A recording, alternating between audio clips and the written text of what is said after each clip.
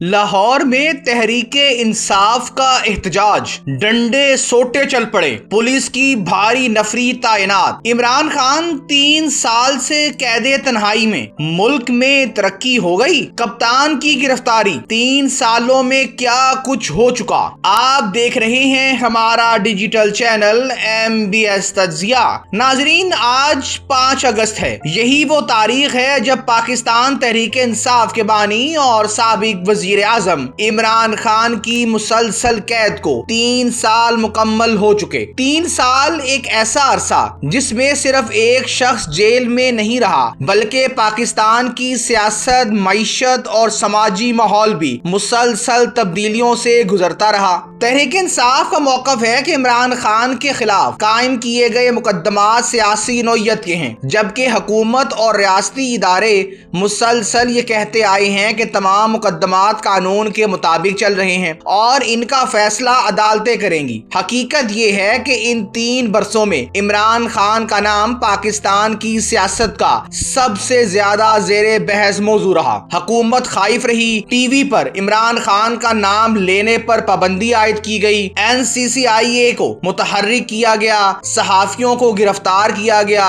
और तहरीक इंसाफ को खामोश कर दिया गया और सोशल मीडिया को सेंसर करने की कोशिश की गई कि कोई इमरान खान का नाम ना ले। नाजरीन, इन 3 सालों में पाकिस्तान ने कई वजीर बदले, कई बार IMF के साथ मुज़ाकरात किए गए, मुआशी फैसले हुए, कहीं सियासी कशीदगी देखने को मिली और कई बार ये सवाल उठा कि आखिर इस मुल्क का मुस्तकबिल किस सिमत जा रहा है। अगर आज पाकिस्तान के आम शहरी से पूछा जाए कि गुज़िश्ता 3 साल में इसकी जिंदगी में क्या तब्दीली आई, तो शायद इसका पहला जवाब सियासत नहीं बल्कि महंगाई होगा। आटा, चीनी, घी, बिजली, गैस, पेट्रोल, अद्वियात, बच्चों की फीसें, घर का किराया, तकरीबन हर शोबे में अवाम ने शदीद माली दबाव महसूस किया। अगरचे 2023 और 24 के मुकाबले में अफरादे ज़र की शर्रा में बादअज़ा नुमाया कमी आई, लेकिन इसका मतलब ये नहीं कि अशियाए ज़रूरिया की कीमतें पहली वाली सतह पर वापिस आ गई हों। कीमतों में इजाफा अपनी जगह बरकरार रहा और ये इजाफा दिन ब दिन बढ़ता ही जा रहा है। यही वजह है कि बहुत से घराने आज भी महंगाई का बोझ महसूस कर रहे हैं। पाकिस्तान की मईशत इस अरसे में शदीद दबाव का शिकार रही। हुकूमत को बार बार IMF से रजू करना पड़ा ताकि ज़र्रे मुबादला के ज़खायर बेहतर हो सके, बैरूनी अदायगियां मुमकिन हो और डिफॉल्ट जैसे खतरात से बचा जा सके। दूसरी तरफ हुकूमत का मौकफ है कि सख्त मुआशी फैसले नागुज़ीर थे, जबकि नाकदीन कहते हैं कि इन फैसलों का सबसे ज्यादा बोझ आम आदमी ने बिजली, गैस और पानी के भारी भरकम बिलों की सूरत में उठाया। कर्जों का मसला भी मुसलसल बढ़ता रहा। पाकिस्तान का मजमूई सरकारी कर्ज गुज़िश्ता बरसों के मुकाबले में मजीद बढ़ा और सूद की अदायगियां बजट का एक बड़ा हिस्सा खा गई। इसका मतलब ये है कि हुकूमत के पास तरक्याती मंसूबों, तालीम, सेहत और रोजगार पर खर्च करने के लिए पैसा है ही नहीं। बजट का बड़ा हिस्सा या तो सूद में जाता है या फिर फौज के पास। बेरोजगारी भी एक अहम मसला बनी रही। मुख्तलिफ सनतों ने पैदावारी लागत बढ़ने, तवानाई की कीमतों और मुआशी सुस्त रवी के बाइस मुश्किलात का सामना किया। कई छोटे और दरमियाने दर्जे के कारोबार मुतासिर हुए, जबकि नौजवान के लिए रोजगार के मौके महदूद रहे। अब सवाल ये है कि क्या इमरान खान की कैद के दौरान पाकिस्तान की सियासत पुरसुकून रही? क्या मुल्क तरक्की कर गया? बेरोजगारी खत्म हो गई? क्या महंगाई कम हुई? तो इस सब का आसान जवाब है नहीं। इमरान खान के जाने के बाद मुल्क मजीद तबाह हो गया और वफाकी वजीर दाखिला मोहसिन नकवी के बकौल मुल्क का सिस्टम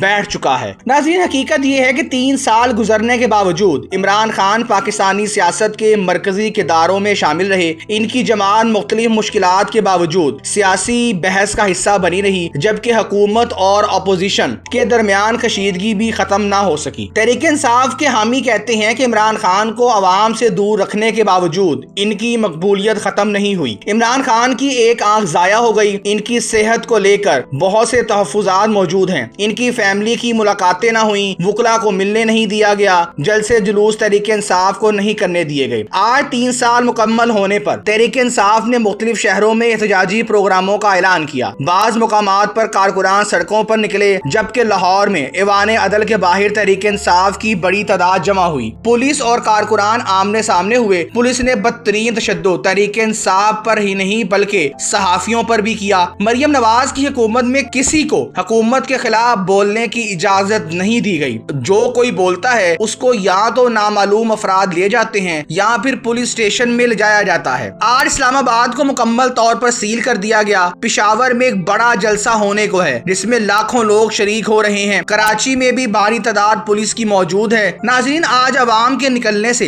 एक बात तय हो चुकी है कि तहरीक इंसाफ के मसाइल खत्म होने को हैं और इनको रिलीफ मिलने का इम्कान है। ये सब कुछ ऐसे वक्त में हो रहा है जब पाकिस्तान पहले ही माशी दबाव, सियासी तकसीम और अवामी बेचैनी जैसे मसाइल से गुजर रहा है। यही वजह है कि आज का दिन सिर्फ एक सियासी जमात के लिए नहीं बल्कि पाकिस्तान की मजमूई सियासी तारीख के लिए भी अहम समझा जा रहा है। लेकिन असल सवाल अब भी वही है, आखिर इन 3 बरसों में पाकिस्तान ने क्या खोया, क्या पाया? क्या सियासी इस्तेकाम आया या तकसीम मजीद गहरी हुई? क्या आम आदमी की जिंदगी आसान हुई या मजीद मुश्किल? इमरान खान की गिरफ्तारी के बाद पाकिस्तानी सियासत में कौन कौन से बड़े वाकयात रूनुमा हुए? तहरीक इंसाफ के साथ क्या हुआ? हुकूमत ने क्या फैसले किए और इन फैसलों का आवाम की जिंदगी पर क्या असर पड़ा? नाज़रीन, अगर हम गुज़िश्ता 3 सालों को सिर्फ सियासत की नजर से देखें तो शायद तस्वीर अधूरी रह जाएं। असल सवाल ये है कि सरसे में आम पाकिस्तानी की जिंदगी में क्या तब्दीली आई। एक तरफ मुल्क में मुसलसल सियासी कशीदगी रही, दूसरी तरफ मईशत को संभालने के लिए हुकूमत ने सख्त फैसले किए मगर फिर भी नाकाम हुई। बिजली के नुर्ख बढ़े, गैस महंगी हुई, नए टैक्स लगे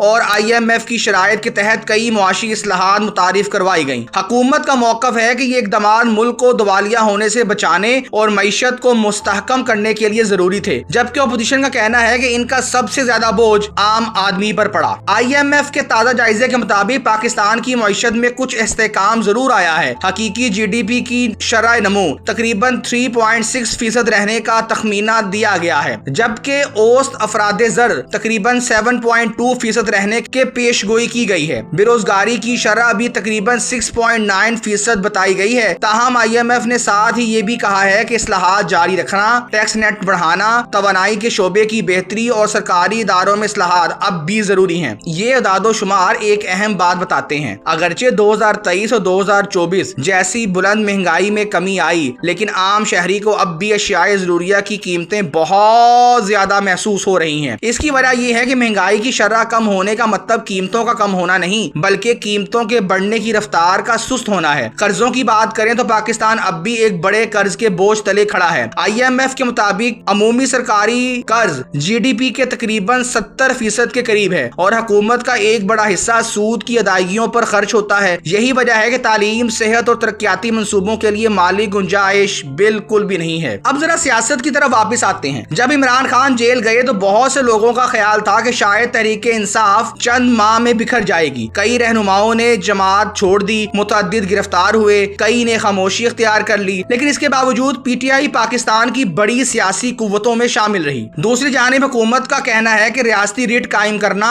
और कानून पर अमल दरामद जरूरी है, जबकि तहरीक इंसाफ मुसलसल ये मौक़िफ़ इख्तियार करती है कि इसके रहनुमाओं और कारकुनों के खिलाफ सियासी बुनियादों पर कार्रवाइयां की जा रही हैं। 5 अगस्त 2023 को इमरान खान पर अलकादर ट्रस्ट केस, इद्दत निकाह का केस, तोशाखाना केस जैसे झूठे और जाली मुकदमात बनाकर उनको गिरफ्तार किया गया। नाजरीन, ये तमाम सूरत हाल एक बार फिर इस सवाल को जन्म देती है कि क्या 3 साल बाद भी पाकिस्तान की सियासत का मरकज इमरान खान ही है? तो इसका जवाब है जी हाँ। मुल्क अब किसी नए सियासी मरहले में दाखिल हो रहा है। नाजरीन, आपको बताते चले कि नवाज शरीफ और मरियम नवाज जब कैद तन्हाई में थे तो इमरान खान की हुकूमत में तो सहाफियों, मुस्लिम लीग नून के कारकुनों को इनसे मिलने की इजाजत थी, मगर इमरान खान को जेल में कोई भी नहीं मिल सकता, ना सहाफी, ना फैमिली मेंबर और ना ही कोई कारकुन, जो बहुत ही नाइंसाफी की बात है। नाजरीन, आपको ये भी बताते चलें कि 5 अगस्त का दिन एक और भी वजह से बहुत अहम है। 5 अगस्त 2019 को ही मोदी ने कश्मीर की खुद मुख्तारी खत्म की, जिसका सारे का सारा क्रेडिट फैज हमीद और जनरल बाजवा को जाता है, मगर वो चूंकि ताकतवर हैं, इनसे इसलिए कोई पूछने की जुर्रत नहीं कर सकता कि आपने ये किसके कहने पर किया और कितना इससे माली फायदा उठाया। नाजरीन, अब अहम सवाल आपसे, क्या इमरान खान को जेल में डालने से सारे मसाइल हल हो गए? क्या मौजूदा हुकूमत की मुद्दत खत्म होने वाली है? क्या आप इमरान खान को एक बार फिर वजीर आजम देखना चाहते हैं या नहीं? हमें कमेंट सेक्शन में लिखकर जरूर बताइए और आपसे दरख्वास्त है कि हमारी वीडियो को लाइक करें और शेयर करें और हमारे पेज को फॉलो करना मत भूलें।